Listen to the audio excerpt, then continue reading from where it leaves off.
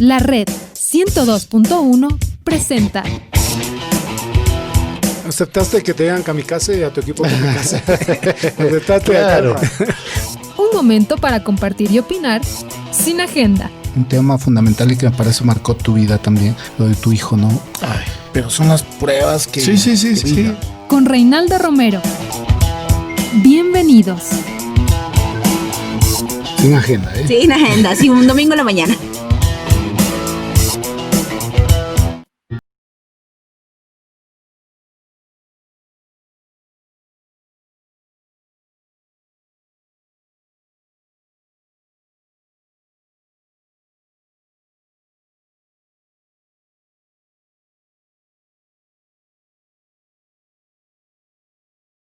Es 9 horas con 2 minutos. Buenos días, un abrazo en este día domingo en Sin Agenda a través de los 102.1 FM La Red y también en nuestra cuenta de Facebook Radio La Red.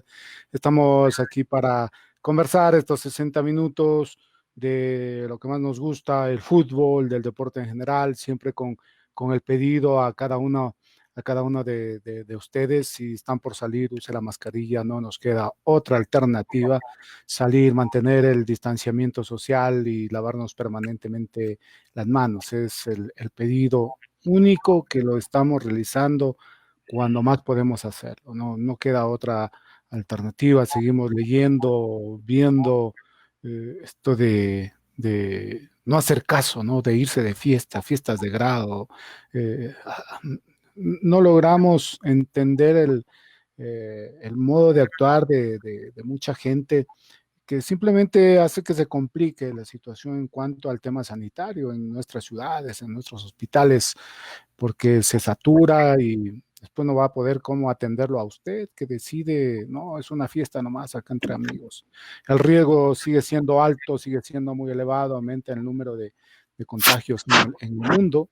Y vamos en ese camino también acá, pero mientras tanto debemos tomar los recaudos, las precauciones que son sencillas: distanciamiento social, uso de mascarilla y lavarnos permanentemente las manos. Esta mañana quiero saludar con el arquitecto Fernando Carrión, pensador acá de nuestro país, conferencista, urbanista, a desearte que estés llevándola bien a la pandemia, ¿no? No nos queda otra más. Estamos grandes, tenemos que encerrarnos más y en serio, ¿no? Porque así manda esto por ahora. Fernando, qué gusto tenerte esta mañana de domingo. ¿Cómo estás? Bienvenido. ¿Qué tal, Reinaldo? Muchísimas gracias por la invitación. Un saludo cordial para ti y obviamente para toda la audiencia. ¿Cómo vamos? A ver, yo te había propuesto este tema de la clase dirigencial del fútbol acá en nuestro país por los últimos acontecimientos, ¿no? Que a raíz de la pandemia se hicieron además evidentes en cuanto a mí yo lo hago porque a mí me da la gana, algo así yo entendí de algunos dirigentes de nuestro país. Entonces yo quiero empezar por acá. ¿Qué perfil tenemos del dirigente del fútbol ecuatoriano? No sé si tú te has puesto a hacer ese análisis, tú también que estuviste en la parte directiva con Liga Deportiva Universitaria algún tiempo, pero ¿cómo lo perfilas tú al dirigente en general acá en nuestro país? Buenos días, dale. A ver, dos cosas. Uno, me parece que estamos recluyendo siempre en personas y buscando de alguna manera un mesías. Y yo te diría que esto es exactamente igual a lo que ocurre, por ejemplo, en este proceso electoral que hemos empezado ya para captar la presidencia de la República en febrero próximo. Una de las preguntas claves que te hace el periodismo, es cuál es el perfil del presidente de la República. Pero nadie se pregunta respecto de cuál es el perfil de la ideología, cuál es el perfil del programa, cuál es el perfil del proyecto que está atrás. Si eso ocurre en el ámbito político, pues lo mismo pasa, me parece, en el ámbito del fútbol. Y aquí lo que me parece crucial y fundamental analizar es el marco institucional en que está viviendo el país futbolístico. Y yo podría decir aquí que me da la impresión que desde hace aproximadamente un par de años estamos viviendo una transición muy, pero muy fuerte del fútbol ecuatoriano. Simplemente pongo un par de ejemplos. Uno primero que me parece a mí clave es que hoy día la administración del fútbol ecuatoriano es bicefálica. En otras palabras, tenemos dos cabezas. Uno que es la Federación Ecuatoriana de Fútbol y otro lo que es la Liga Pro. Y esto ha producido, pero yo creo que un remesón muy fuerte, que muy pocas personas se dan cuenta de esta situación. ¿Cómo surge esta bicefalía? Surge principalmente por el tema de los derechos de televisión. Se hace un concurso, ese concurso falla, la Federación Ecuatoriana de Fútbol en aquella época decide que todos los derechos de televisión le pertenecen, que antes estaban en manos de los clubes. Ese es un cambio sustancial en términos institucionales. Y el concurso que hace la Federación termina fallando. Y ahí los clubes de fútbol ven que se les escapa de las manos unos recursos importantes en términos económicos y forman la Liga Pro. Pero ¿qué es lo que ocurre con esta cuestión bicefálica? Que dentro de la Liga Pro aparece también un nuevo actor en estos últimos 2 años, que no es otra cosa más que Gol TV. Y Gol TV tiene un nivel de decisión tan fuerte que se va por encima de la Federación Ecuatoriana de Fútbol y por encima de la Liga Pro. ¿Por qué digo esto? Porque, por ejemplo, nosotros jugábamos con 10 equipos los campeonatos. Y pasamos a jugar nada más ni nada menos que con 16. Imagínense lo que significa pasar de 10 a 16 equipos. Es un salto, pero brutal. Y entra en cuestionamiento las canchas, las sedes, la correlación de fuerzas. No fue un salto cualitativo finalmente, ¿no? Yo creo que no. Más bien fue simplemente cuantitativo por la necesidad de transmitir los partidos de fútbol, quizás en términos nacionales. Pero Reinaldo, tú conoces más que nadie, no solo que se aumentó el número de equipos, sino que se aumentó el número de extranjeros. Pasamos de 4 a 6. Y hay algunos equipos que tienen también extranjeros nacionalizados, con lo cual el cupo para los ecuatorianos, no sé, te quedan 2, 3 espacios. Y esto tiene un problema muy grave, que es que básicamente los equipos lo que hacen es contratar extranjeros en los puestos de siempre. Es decir, se contrata arquero, se contrata back centro, se contrata número 5, se contrata número 10 y se contrata centro delantero. Cuando nosotros regresamos a ver a la selección, esos son los espacios más críticos. ¿Por qué? Porque han sido llenados por extranjeros. Entonces ahí nos toca nacionalizarlos, que también es un problema grave. Y aquí te digo una cosa que estuve revisando el otro día, una información. ¿Qué es lo que ocurre en términos, llamémoslo así, de balanza comercial, de importación y exportación? El Ecuador tiene este rato 52 futbolistas fuera. Es decir, ha exportado 52 futbolistas. Pero ¿cuántos ha importado? Solo en primera categoría, 86 futbolistas. Solo en primera categoría. Que si tú le sumas los de la categoría B, tú tienes más de 100 futbolistas que hemos importado. En otras palabras, la balanza comercial entre importación y exportación de futbolistas es absolutamente deficitaria en el fútbol ecuatoriano y eso le está trayendo muchísimos problemas en términos de incremento de deuda y de cambio de los modelos de gestión. En otras palabras, yo creo que este modelo bicefálico, con un peso tan fuerte de un actor como este que estoy diciendo de Gol TV, pues le está trayendo problemas económicos también significativos, porque se están modificando los ingresos y por lo tanto los egresos. Y en esto también se produce una crisis de identidad en la Federación Ecuatoriana de Fútbol. O sea, da la impresión, es decir, ¿y ahora qué vamos a hacer? ¿Qué nos queda? Y esto da la impresión que también llega a al cometimiento de varios errores en la estructura del fútbol de nuestro país, ¿no? Da la impresión que eso es lo que ha ido pasando. A la par del tema económico viene este tema político deportivo y que nos ha llevado a ver situaciones realmente lamentables, ¿no? A ver, en la Federación Ecuatoriana de Fútbol lo que tú tienes, bueno, en términos de la división entre Liga Pro y la Federación, es que la Federación maneja lo que es la selección, lo que es el fútbol femenino y lo que es el fútbol amateur. Y Liga Pro, básicamente, la organización del Campeonato Nacional de Fútbol, básicamente. Pero ¿qué es lo que ocurre? la Federación Ecuatoriana de Fútbol no ha modificado su membresía. Entonces, ¿qué es lo que tenemos? Tenemos el mismo número de asociaciones provinciales, con la diferencia de que hay 2 de ellas que tienen 2 votos, que es Pichincha y Guayas. Entonces, ahí ya tenemos una diferencia en la membresía de dos asociaciones. Y a eso le tienes que meter todos los equipos de la primera A y la primera B, que prácticamente ya no tienen nada que hacer ahí porque tienen su espacio específico en la Liga Pro. Entonces, lo que tienes es una intromisión de una institución externa hacia el interior de la Federación Ecuatoriana de Fútbol. Y que eso, me da la impresión, se está expresando finalmente en los conflictos dirigenciales que hemos tenido dentro de la Federación Ecuatoriana de Fútbol, donde se produjo lo que yo llamo el golpe de estadio, haciendo una referencia a una película colombiana que se hizo hace algunos años, hace algunas décadas ya, tenemos un conflicto muy fuerte, porque otra de las características de la Federación Ecuatoriana de Fútbol es que tiene el vínculo con el fútbol mundial. Y entonces hemos llegado a una paradoja, en términos de que Francisco Egas, el presidente que fue electo para presidir la Federación Ecuatoriana de Fútbol, tiene el reconocimiento de la Conmebol y tiene el reconocimiento de la FIFA. Y la otra figura, que es Estrada, él tiene supuestamente una legitimidad interna. Ahora, ¿qué es lo que ocurre?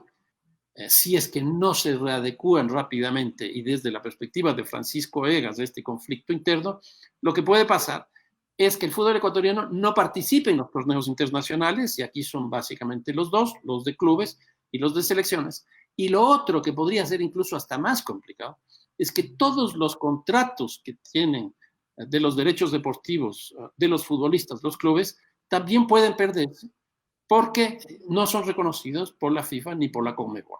Lo que pasa es que da la impresión que eso no lo han medido, o sea, no se mide el siguiente paso, sino nos quedamos acá. Yo quiero esto y se acabó, sin haber medido aquello, porque sabe que la FIFA dice, señores, hasta aquí llegó esto y no hay vuelta atrás, ¿no? Sí, y yo creo que la FIFA es muy explícita, incluso mucho más que la propia Conmebol.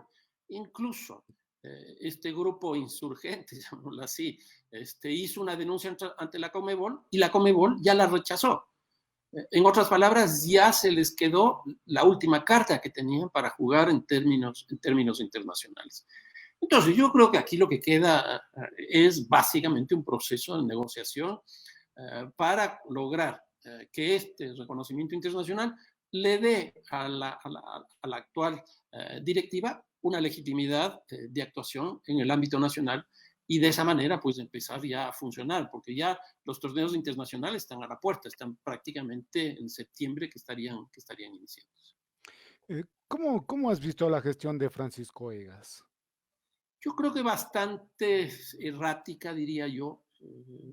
Podría poner un par de ejemplos. Uno que me parece muy interesante es el caso de la contratación de Gordón y de Cruyff, que si uno lo ve desde afuera, uno podría decir es interesante porque es una forma de regresar, diría yo, a lo que ocurrió en la época de Carlos Cuello, que he estado también revisando información de aquella época, y me parece que ese es un presidente de la Federación Ecuatoriana de Fútbol que habría que darle un mayor reconocimiento por lo que hizo, de lo que generalmente hacemos. Es decir, el paso del tiempo en el fútbol es terrible porque lo único que funciona es el presente, ni siquiera el futuro y peor el pasado. Y Carlos Cuello, ¿qué es lo que hizo? Pues más o menos lo que intentó hacer Francisco Egas. Carlos Cuello trajo a Draskovic, que me parece que produjo un cambio, pero sustancial. Impresionante. ¿Y por qué? Porque trajo toda la cuestión táctica, trajo la cuestión física, y me parece que en ese ámbito, cuando él empezó a recorrer todo el país con esta lógica de lo que llaman en la Argentina los ojeadores, es decir, los cazatalentos, él empezó a encontrar el biotipo del fútbol ecuatoriano, que es el afrodescendiente, que había tenido antecedentes previos, principalmente en un club como el Nacional, porque el Nacional se nutría en ese momento de los jugadores, de los miembros de las Fuerzas Armadas que llegaban a hacer sus primeras actividades en ese marco institucional. Entonces había ese antecedente. Y yo creo que Dusan Draskovic hizo una revolución en el fútbol ecuatoriano, porque introdujo un cambio en el contenido social del futbolista. Y aquí te pongo un ejemplo que me parece muy interesante, Reinaldo. Si tú ves los jugadores de la Liga Deportiva Universitaria, que es mi equipo, no hay un solo quiteño. Es una cosa paradójica. ¿Y por qué no hay? Porque cambió justamente el contenido social del futbolista.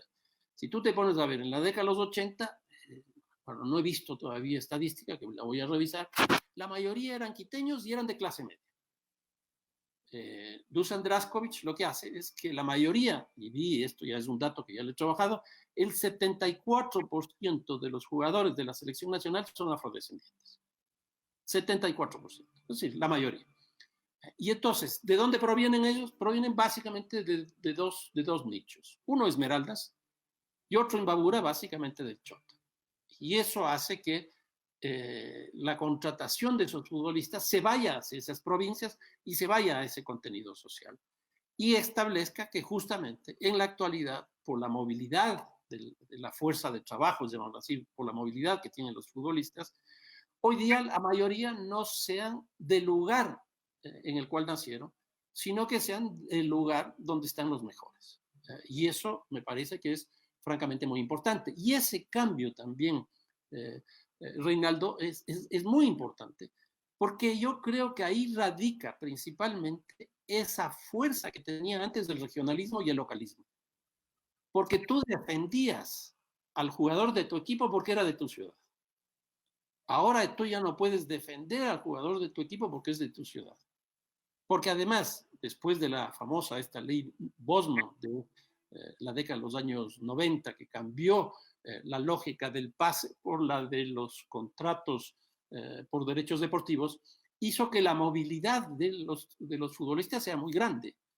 Yo te diría, en el mundo probablemente haya un solo caso de un solo futbolista que nació en un equipo y no sé si vaya a morir en ese equipo, que es Messi. Pero, y digo, no sé si vaya a terminar porque ya se está hablando de que probablemente vaya a otro equipo. Pero un futbolista, pongamos el mismo caso de Ronaldo, ¿por cuántos equipos ha pasado? Y esa es la tónica general. Entonces, eso produjo un cambio no solo en el contenido social del futbolista, sino en el arraigo, en el sentido de pertenencia, que modificó sustancialmente esto que era muy complejo en el fútbol nacional, como es el regionalismo.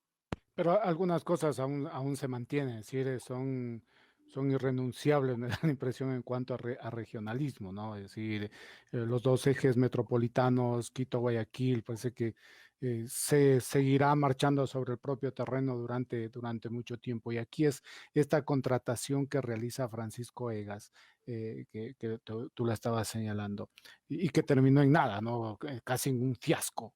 ¿Qué tenía más que hacer? A eso me refería, sobre el trabajo de Francisco Egas como presidente del ecuatoriano. ¿Qué más tiene que hacer? O sea, yo creo que empezó con una idea interesante, pero que en la práctica se le fue complicando. Porque empezó con este entrenador alemán, se me fue este rato el nombre, que vive en California, que fue entrenador de la selección alemana. Jürgen Klinsmann. Klinsmann, exactamente. Y que le falló. Y en eso le trae a Gordón, que a mí me parece que es un tipo muy interesante.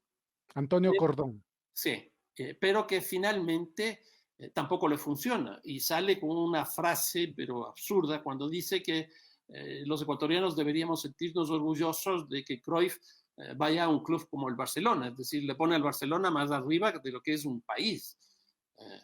Independientemente de que el Barcelona sea más que un club, como dicen los catalanes, ¿no es cierto?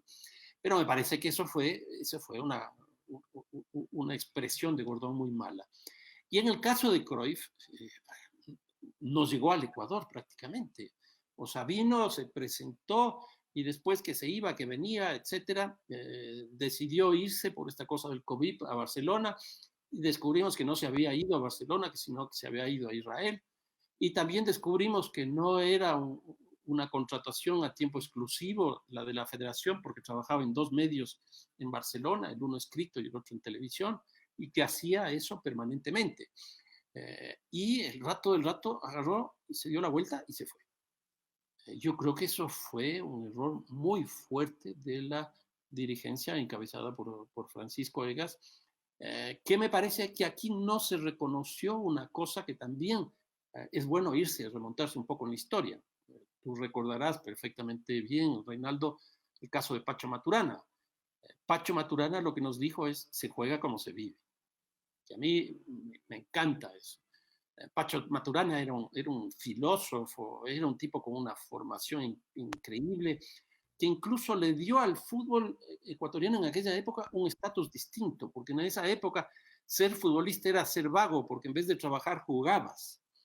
Y entonces Pacho Maturana les llevó a un nivel distinto de un reconocimiento de una actividad fundamental. Inclusive algo tan básico como él mismo lo dijo, no sé si te acuerdas en algún momento también, cuando vino con Eduardo Galeano, ¿no? Estuvieron ahí en el municipio y decía, o sea, tuvimos que cambiar algunas cosas, por ejemplo, que en el lobby del Hotel Quito, donde fue el sitio de concentración, también te acordarás, que ya no bajen en chancletas los jugadores, o sea, es decir, algunas cosas que...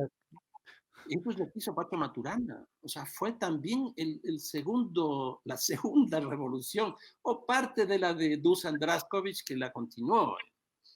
Y Pacho Maturana y Draskovic no clasificaron a los mundiales, pero creo que son dos grandes figuras que transformaron el fútbol ecuatoriano. Que así como decía que a Carlos Cuello habría que darle un reconocimiento mayor, a estos dos entrenadores también habría que darles un reconocimiento mayor. Entonces, ¿qué es lo que yo pienso? Si se juega como se vive. Lo lógico es que en este momento deberíamos traer gente que conozca el fútbol ecuatoriano.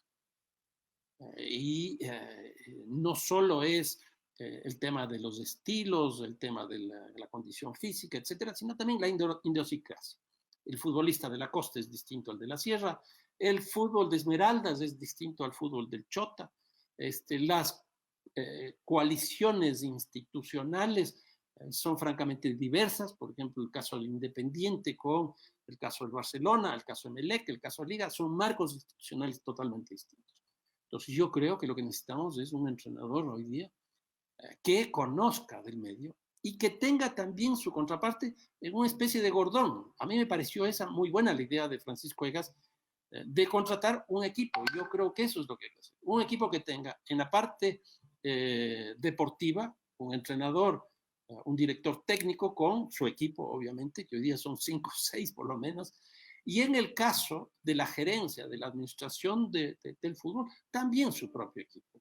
Y me parece que eso es lo que hay que armar hoy día, una institución que maneje el fútbol, y podría ser ese el marco que deje Francisco Egas hacia el futuro.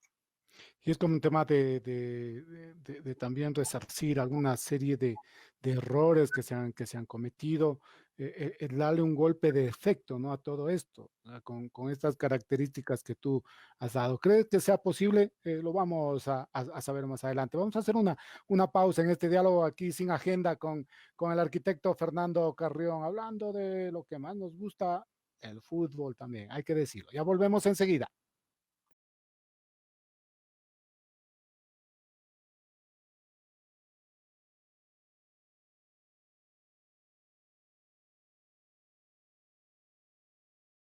En esta mañana con Fernando Carrión hablando de fútbol, el dirigente de nuestro país, el dirigente de un equipo. ¿A qué se arriesga? ¿Por qué, Fernando? ¿Por qué se quiere ser dirigente del fútbol?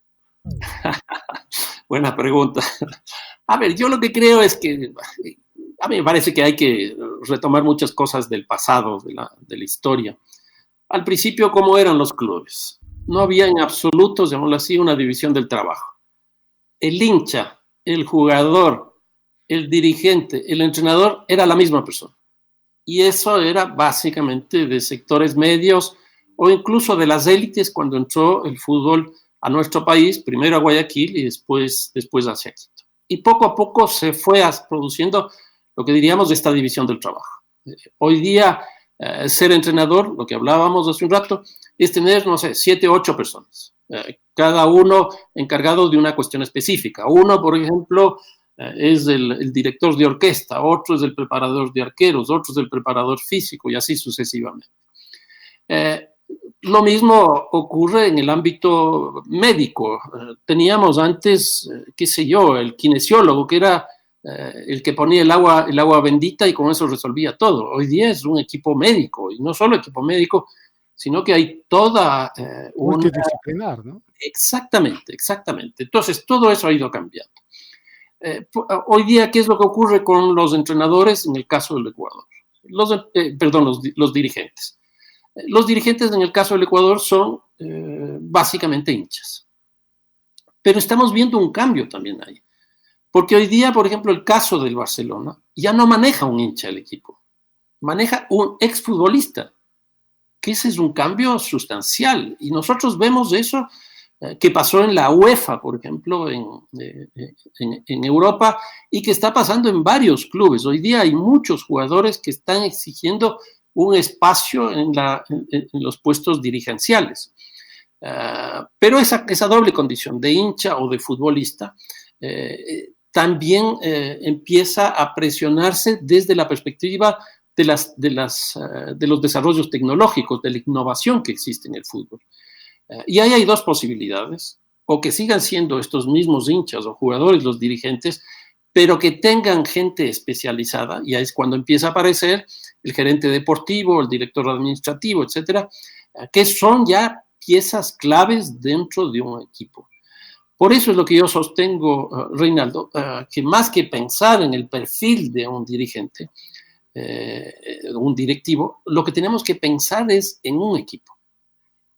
Y eso me parece que es absolutamente clave. Antes, ¿cómo se pensaba el equipo? Básicamente el presidente y los miembros del directorio. Hoy día eso ya no es suficiente. Ahora necesitamos el presidente, los miembros del directorio, un gerente de marketing, un gerente de vídeo financiero, multimedia, todo. ¿Te das cuenta? Ese es un cambio, pero impresionante. Y yo creo que en estos 2 años, como decía, estamos, yo creo, en una gran transición en el fútbol ecuatoriano, los modelos de gestión han cambiado. Porque antes yo identificaba más o menos 3. Uno, por ejemplo, el mecenas. Es decir, un dueño de un equipo que ponía la plata para que ese equipo funcione. Yo ya no veo mucho eso. Porque, por ejemplo, el Barcelona tenía un mecenazgo, que era básicamente alrededor de la familia Noboa. Pero hoy día eso ya no existe. ¿Qué es lo que tenemos en Barcelona y en otros clubes? Pues los grupos empresariales que están alrededor. Y esto me parece que está produciendo también problemas muy fuertes y muy graves. ¿Por qué? Porque lo que ocurre es que estos grupos empresariales lo que hacen es traer futbolistas de renombre o futbolistas que puedan generar un cierto proceso de valorización en el fútbol ecuatoriano para después venderlos. Pero ¿qué es lo que ocurre? Esto no incrementa el patrimonio del club. Y lo que tenemos es una especie de modelo insular, llamémoslo así, de varias islas. Lo que decía hace un rato de la Liga Pro es clarísimo. Ahí tenemos una isla que es un canal de televisión, que es un cable operador como Gol TV. Pero en los clubes no tenemos los canales de televisión porque eso ya está monopolizado por las grandes entidades que organizan el fútbol, sino que tenemos los grupos empresariales.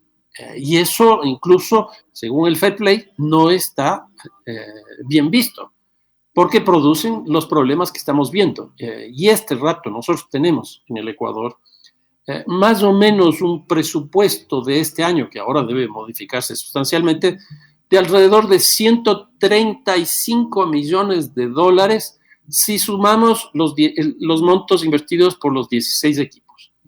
Pero si vemos que solo un equipo, según una auditoría que acaban de hacer, la deuda es de $52 millones.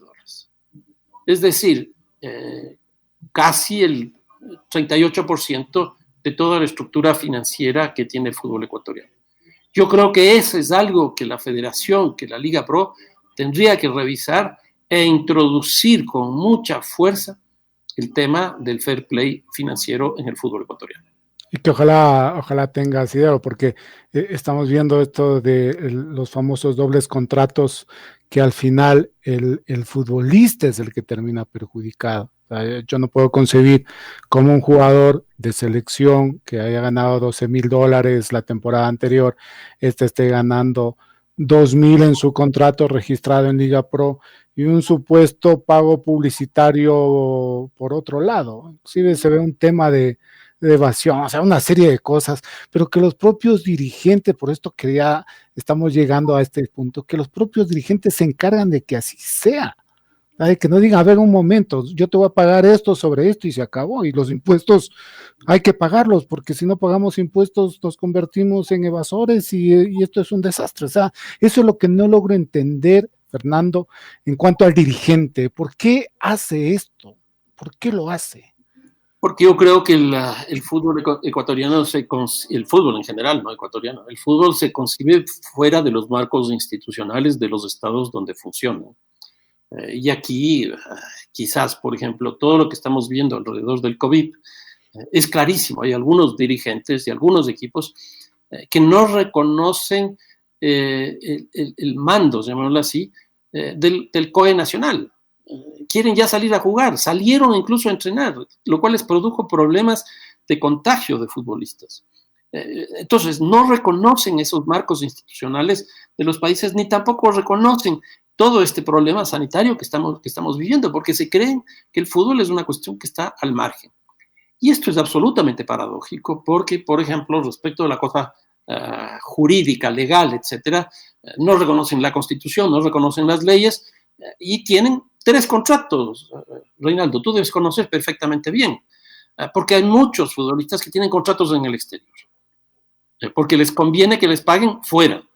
En paraísos fiscales, además. Exactamente. Y eso se incrementó cuando se planteó este impuesto del 5% para la salida de capitales. Se hizo más fuerte esta situación. Entonces, tienes un contrato fuera. Tienes doble contrato acá.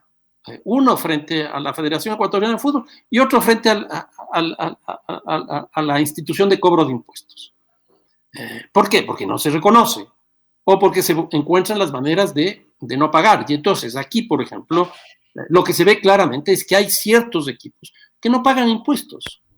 Cuando uno ve, por ejemplo, los 3 equipos más grandes, Barcelona, Liga y Emelec, que los 3 pasan de $20 millones por año, por este año de inversión, pero pasan bastante, no tenemos como contraparte en el SRI un pago de impuestos de esa magnitud.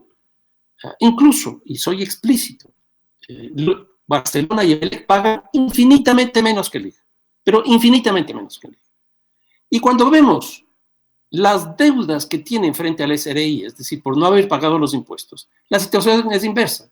Los que menos pagan impuestos son los que más adeudan al SRI. Y la relación con respecto al Estado es también muy paradójica, porque yo veo que los clubes, por ejemplo, el Barcelona, el estadio fue otra obra de León Febres Cordero, ¿no? ¿Sí? Fue una donación del Estado Nacional a un club de fútbol.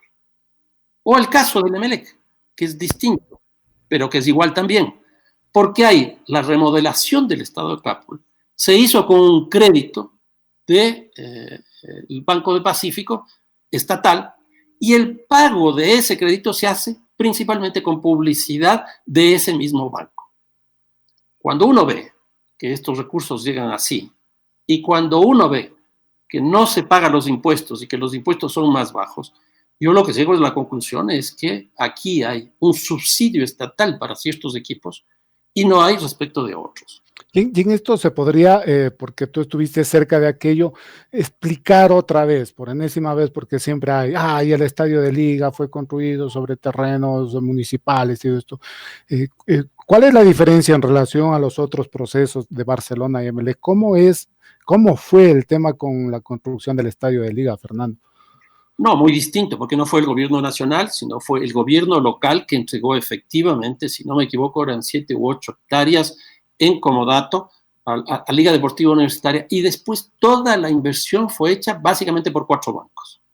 En otras palabras, fue una inversión privada y se financió a través de la venta de las suites.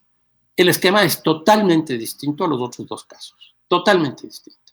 Porque si bien hay una donación del terreno por parte del municipio, es decir, del gobierno local, no del gobierno nacional, el financiamiento de la construcción se hizo principalmente a partir de créditos que provinieron de estos 4 bancos que señalaba. Y todo tiene que ver con los procesos que se han llevado de manera transparente. Sé que también ese asunto de la falta de transparencia en nuestros dirigentes en algunos aspectos hace que siempre se esté bajo la sospecha, ¿no? No sé si eso.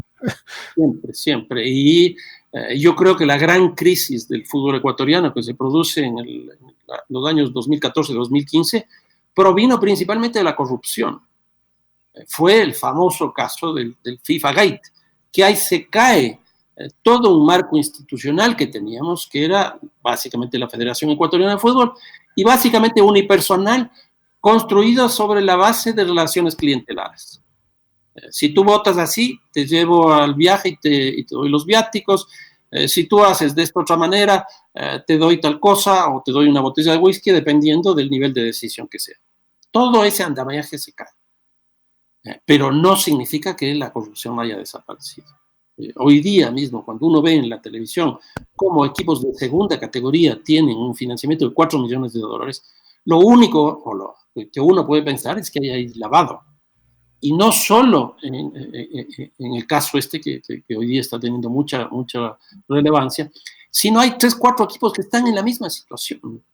Por esta cosa que yo decía hace un momento, el cambio del modelo de gestión que estamos viviendo de los clubes es muy fuerte, porque estamos pasando de ese mecenazgo o de clubes que dependían de instituciones, como el caso de las Fuerzas Armadas, el Nacional, el Espoli. El uno dependía de las Fuerzas Armadas, el otro de la policía, pero hubo en la administración de la Revolución Ciudadana una propuesta de eliminar en términos generales todo ese tipo de cuestiones, y ahí es cuando el Nacional se cae, y ahí es cuando el Espoli se cae. Entonces, ese modelo de gestión también tiende a desaparecer. Ahora, yo creo que hay que reconocer, emergen quizás 2 modelos de gestión interesantes. El uno es el del independiente, que a mí me parece que es probablemente el de avanzada en este momento por los resultados que tiene, que no es que hay un mecenas, sino que tenemos un grupo económico el que termina respaldando todo el accionar de ese club, pero no bajo la figura esta de que yo contrato y el club pierde el patrimonio. Yo creo que el caso ese del Independiente es interesante. Y el otro también podría decir yo, el caso del Emelec, que tiene también un modelo de desarrollo, un modelo institucional que le está dando resultados desde hace aproximadamente 12 años, ¿no? Pero está siempre lo que yo lo suelo cuestionar cuando tenga la oportunidad de hacerlo, es el régimen presidencialista acá de nuestro país. O sea, institucionalmente está la solemnidad del presidente, y quien tiene que poner la cara a todo es el presidente, cuando vemos que eso es un proceso fallido, ¿no? Acá en nuestro país, al menos, este régimen presidencialista, en donde tiene que salir a dar la cara en los momentos calientes, el presidente. Si él no habla, nada sirve. Entonces la delegación, y a lo que quiero oír, Fernando, es esto. He hablado con 2 potenciales candidatos a directores deportivos de la federación. Entonces uno de ellos dice, a ver, lo que quieren es que uno vaya ahí si las cosas no van como ellos quieren, y me dicen hasta luego. O sea, ¿para qué voy a ir? Porque sigue existiendo esto, lo vertical, ¿no? Del presidente y el resto. O sea, y eso parece que también es un modelo de gestión caduco totalmente. ¿Tú lo ves así? Yo lo veo así. Pero también uno comparando con la política nacional, el sistema presidencialista es nacional. Uh-huh. Ahora, claro, dentro del fútbol seguimos pensando con el pasado y con estructuras anacrónicas. En otras palabras, yo le tengo que traer a tal persona, que es lo que conversamos hace un rato. Lo que tengo que traer no es a una persona, tengo que traer a una propuesta. Tengo que traer un equipo. Por ejemplo, director deportivo. ¿Será acaso una persona? ¿No serán 4 o 5 personas? En el caso del director técnico, ¿será una persona? no, es un estilo y son detrás de él 5 o 6 personas. Y dentro de la propia directiva, como hablábamos, el director de marketing, el director financiero, etcétera, tiene que ser un equipo muy grande. Yo hablaba, y esto hace algunos años, ¿no? Ahora, con el Patón Bausa, yo le preguntaba, ¿y tú como entrenador, con cuántas personas te vinculas al día? Y me decía, no baja de 80 a 100 personas. Le digo, ¿cómo es eso, Patón? No, es que yo tengo que ver cómo se riega la cancha, yo tengo que ver los estadios de dónde vamos, yo tengo que ver en qué aerolínea y a qué horas nos vamos.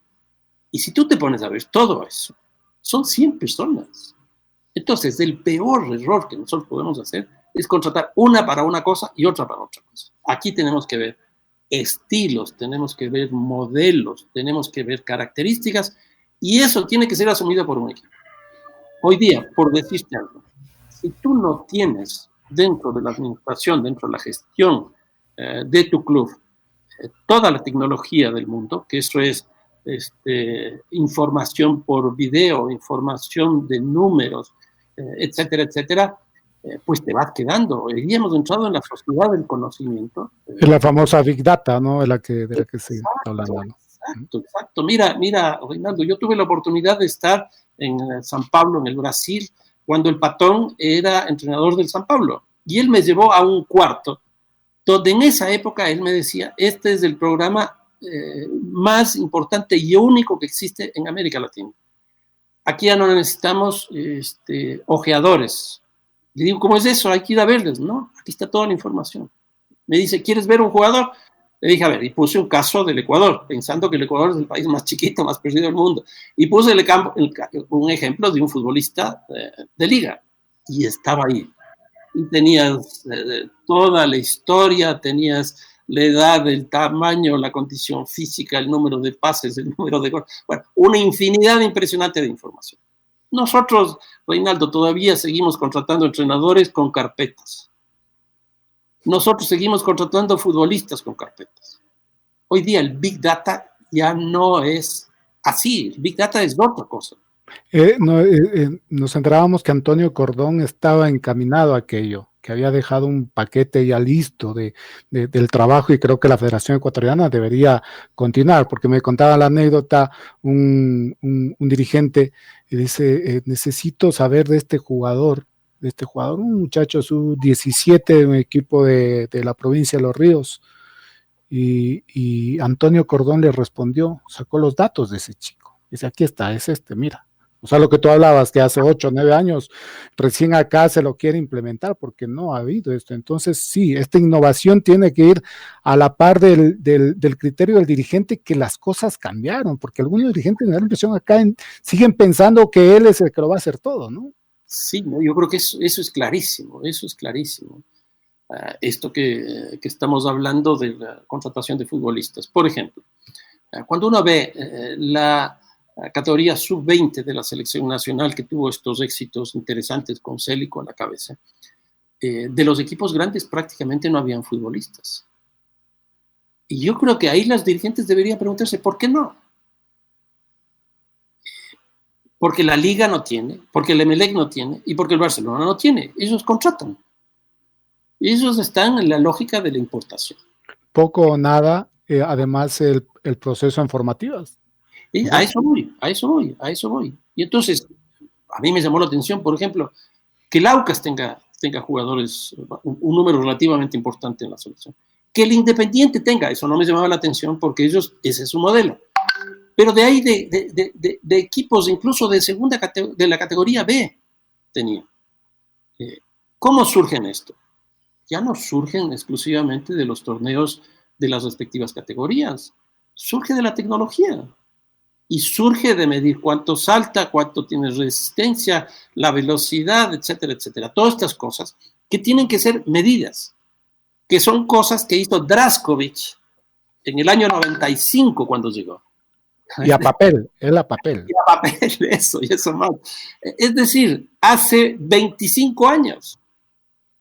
Entonces, tecnológicamente, de lo que trajo Draskovic a papel, como dices, a lo que tenemos hoy día, con sistemas informáticos de un nivel de precisión importante, pues nos hemos quedado bastante. ¿Y eso culpa de quién es? de las dirigencias. ¿Y qué hacer? ¿Qué tenemos que decirles? Vean, cambien. O sea, ya el decir yo soy el presidente ya no alcanza. O sea, porque... No alcanza, no. O sea, tú tienes que discutir los modelos de gestión. Los modelos de gestión. Esto que estoy diciendo a nivel nacional. Esta bicefalía, estas dos grandes cabezas. En la Argentina hubo un momento determinado eso. Nos conviene eso, vale la pena. Si es que la bicefalía es buena, lo que tenemos que ver es entonces qué pasa con la federación. La federación tiene que cambiar. O sea, si ya tenemos dos cabezas, la federación no puede tener la misma membresía. Ahí tenemos un problema muy fuerte, por ejemplo, con el fútbol amateur, que a mí me llamó la atención, por ejemplo, que el fútbol amateur, que teóricamente no genera recursos ni distribuye recursos económicos porque precisamente es amateur, los representantes de ese fútbol ganen muchísimo más que el propio presidente de la República del Ecuador, con responsabilidades, obviamente, nada que ver la una con la otra. Que tengan incidencia política en la Federación Ecuatoriana de Fútbol, además. Exactamente. Y lo mismo, conviene tener a los clubes dentro de la Federación Ecuatoriana de Fútbol cuando los clubes ya prácticamente no tienen nada que ver ahí. Y hay otras cosas, el fútbol femenino. El fútbol femenino, yo he escuchado a dirigentes prestigiosos de clubes prestigiosos decir que eso ya no se debería jugar ¿Por qué? Porque el fútbol de hombres es el único que genera recursos económicos. Hoy día me da la impresión que todo se canaliza en términos económicos y eso es manejado nuevamente por la televisión.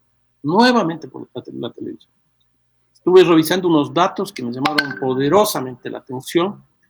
La segunda categoría del fútbol británico genera más recursos económicos que la suma de todos los equipos profesionales de América Latina. O sea, las brechas que tenemos hoy día son brutales. Son brutales. Hay un solo equipo que es capaz de generar en la Premier League, en la primera categoría, $7.200 millones. Es una locura, ¿no? O sea, nosotros en el fútbol ecuatoriano manejamos 135 millones. Es decir, los clubes más caros son los brasileños, con presupuestos que van alrededor de 300. Inalcanzables. Entonces, las brechas que estamos viviendo son inalcanzables. Y son brechas económicas. Yo sostengo por eso que el fútbol ya tiene lógica. Nosotros siempre hemos dicho que lo interesante del fútbol es que vamos al estadio sin saber cuál es el resultado. A mí me da la impresión que ya vamos al fútbol con los resultados tomados. O sea, yo le pongo al mejor equipo del Ecuador a jugar 5 partidos con el Real Madrid y yo sé cuál va a ser el resultado. Yo veo la tabla de posiciones en, qué sé yo, en el Ecuador mismo, y veo la tabla de inversiones, y yo ya sé por dónde va la cosa, por dónde van los tiros. Por ahí podrá haber alguna excepción, no voy a decir que no. Sí, y además que han sido poquitas, o sea, la historia del fútbol lo demuestra así acá en nuestro país, o sea, irrumpen 2, 3 cada cierto, ni siquiera hay una regularidad en esa irrupción, ¿no? Sí, no hay continuidad.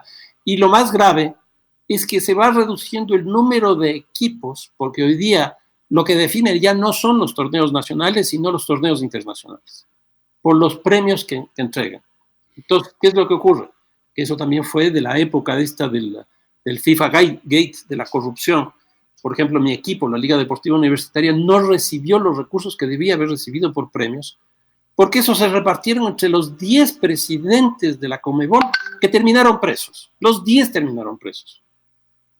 Y al cabo de ese proceso se vio cómo inmediatamente se incrementaron los precios, los premios por partido ganado, por pasar a una fase adicional y por llegar a esos campeonatos. Entonces, hoy día, los campeonatos nacionales han pasado a un nivel, yo diría, de segunda categoría, y son los torneos internacionales lo importante. Por eso es que la gran discusión en cualquiera de los torneos nacionales del mundo, por decirlo de alguna manera, está en cómo clasificar a eso. Importa mucho menos ser campeón que pasar a esos torneos. Y esto ha hecho que los equipos, el número de equipos por cada una de las ligas nacionales, con opciones se vayan reduciendo. Por decir, en el caso del Ecuador, nosotros teníamos 5 o 6 equipos. Barcelona, Emelec, Liga, Deportivo Quito, Aucas Nacional, 6 equipos. Ahora, ¿cuántos tenemos? 3. Cuando uno ve los presupuestos, esos 3 se llevan todo. Nos vamos a Chile. Tenemos 3 también. La Católica, la Chile y el Colo-Colo.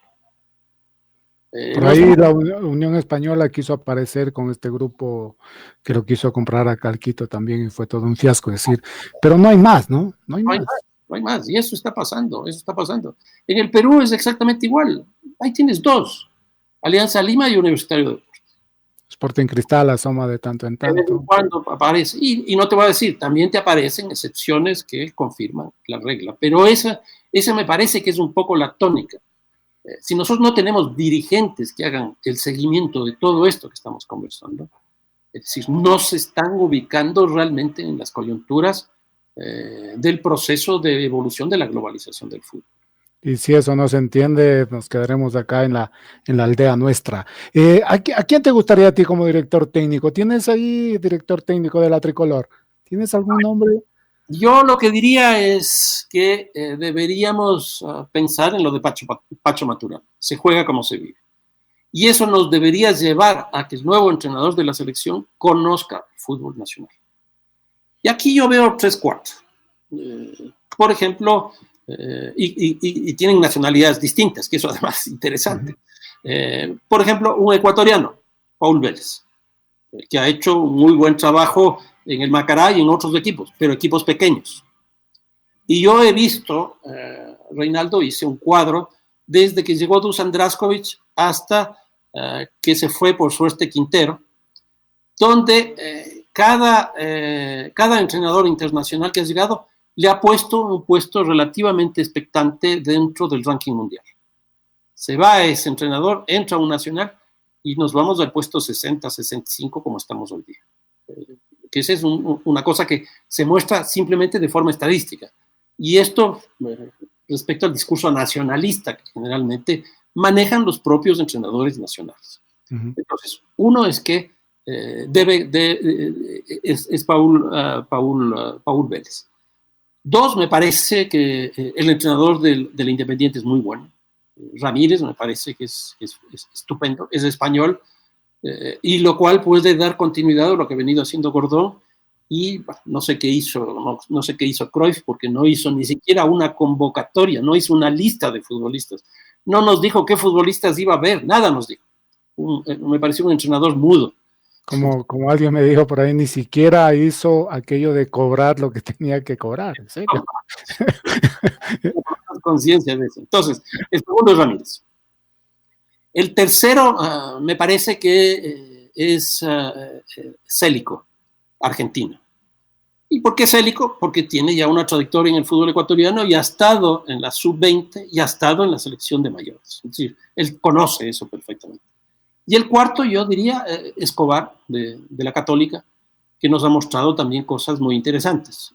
Claro, al igual que en el caso de Vélez y en el caso de Ramírez, son equipos pequeños. Dar el salto hacia una selección no solo se necesita saber, sino tener una personalidad como para asumir eso. Pero me parece que Escobar la tiene, porque no solo que ha sido entrenador en Colombia y aquí en el Ecuador, sino en otros lugares. Y no le ha ido mal. Entonces yo creo que alrededor de esos 4 debería estar. Se habla de entrenadores argentinos que son cercanos a nuestro patio y que la relación muy fuerte que tiene Argentina, yo diría no solo con el Ecuador, sino con toda la cuenca del Pacífico, también es muy fuerte, que podría dar lugar a que eso ocurra. No se me ocurre un brasileño, podría ser un colombiano, y aquí hay una cosa interesante, y es que cuando tú ves el número de entrenadores por selecciones en América Latina en general, el primero es Argentina en el número y el segundo es Colombia en el número. ¿Y por qué? Porque Colombia sí se ha preocupado por formar entrenadores. Nosotros en el Ecuador no nos hemos preocupado por formar entrenadores. Hay una escuela colombiana, sin duda, que se ha ido consolidando con el tiempo, como la argentina, como la brasileña. Pero no tenemos en el caso ecuatoriano, también la mexicana, que también tiene una línea de entrenadores. Y para finalizar, un director deportivo, ¿te imaginas a un exfutbolista, a alguien que sea el que conozca también el medio y que pueda aplicar todo este conocimiento que está ahí para ponerlo en práctica? ¿Te imaginas a uno? Ahí podría ser, por ejemplo, el caso de Alex Aguinaga. Tiene la ventaja de conocer el fútbol mexicano, y el fútbol mexicano tiene con la Liga MX, que es muy parecida a lo que significa la Liga Pro. Tiene esa experiencia mexicana, pero también tiene el conocimiento ecuatoriano. Y si se logra formar un equipo entre este director administrativo, gerente deportivo, lo que se llame, con el entrenador, a mí me parece que eso tendría que ser absolutamente evidente. Te quiero agradecer, Fernando, por estos minutos. Siempre nos queda mucho por hablar. Habrá alguna oportunidad más adelante, y a decirte que la salud esté presente en ti, en toda tu familia, en estos momentos difíciles. Te mando un abrazo. No, para ti también un agradecimiento muy especial. Siempre hablar de fútbol es una manera de aterrizar en nuestro país, comprender nuestro país y comprender obviamente el fútbol. Así que muchísimas gracias a ti, un fuerte abrazo, que espero que pronto sea en un estadio y que sea sobre todo sin ninguna distancia.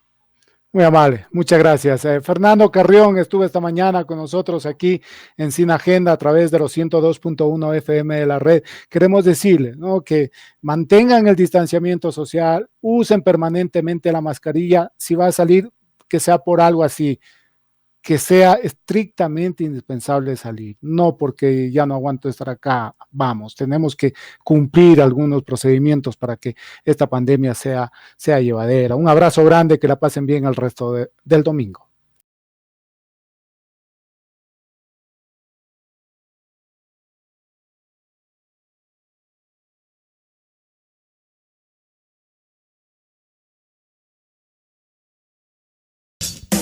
La red 102.1 presentó.